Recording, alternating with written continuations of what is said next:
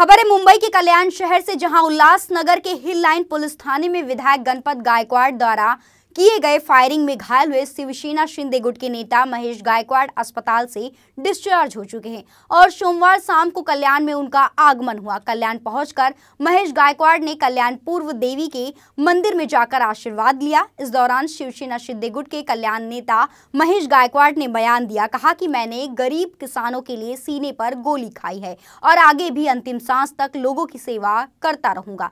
इसके अलावा आगे उन्होंने बाला साहेब ठाकरे का जिक्र किया। कहा कि बाला साहेब ठाकरे ने कहा था कि समाज सेवा के लिए यदि जान चली जाए तो वह सार्थक होगा।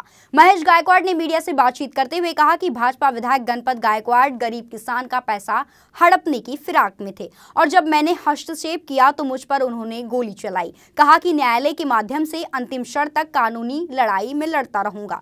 इसके अलावा आपको बता दें 24 दिन बाद सोमवार को उन्हें अस्पताल से डिस्चार्ज किया गया, जिसके बाद कल्याण में शिंदे गुट के नेता के आगमन होते ही कार्यकर्ताओं में भारी खुशी का माहौल दिखा। शिंदे गुट के नेता महेश गायकवाड़ ने कहा कि गणपत गायकवाड़ विधायक ने बिल्डर से साठगांठ कर किसानों की जमीन खरीद ली थी, लेकिन किसानों को भुगतान करने की उनकी कोई मानसिकता नहीं थी। मैं किसानों का पैसा दिलाने की कोशिश कर रहा था।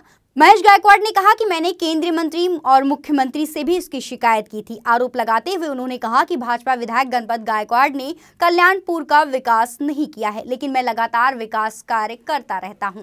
लेकिन इसके अलावा भी जिस तरह से उन पर हमला किया गया, उन्होंने कहा ये कहीं ना कहीं उनके साथ गलत हुआ है। इसके अलावा उन्होंने डॉक्टर, महाराष्ट्र के मुख्यमंत्री एकनाथ शिंदे और उनके बेटे श्रीकांत शिंदे, इसके अलावा सभी डॉक्टर्स, नर्सेस का भी उन्होंने धन्यवाद किया।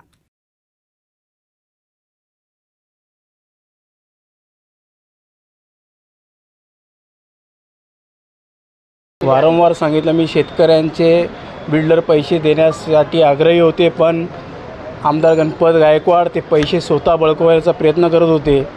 शेतकरी गोरगरीब असल्यामुळे त्यांच्यावरती अन्याय होत होता। माझ्यासारखा जेव्हा त्यांच्यासाठी अन्यायासाठी धावून गेल्यानंतर ही अवस्था माझ्यासोबत झाली, तर आपण सर्वसामान्य बाबतीत आमदार गणपत गायकवाड कशा पद्धतीचा क्रूरपणा त्यांनी दाखवला हे आपल्या सगळ्यांनी पाहिलं आहे। मला वाटतं मी येणाऱ्या काळामध्ये न्यायालयीन लढाई लढेल आणि शेवटपर्यंत न्यायालयाच्या माध्यमातून लढेल, जेणेकरून असा प्रकार जीवनामध्ये कोणासोबत घडणार नाही।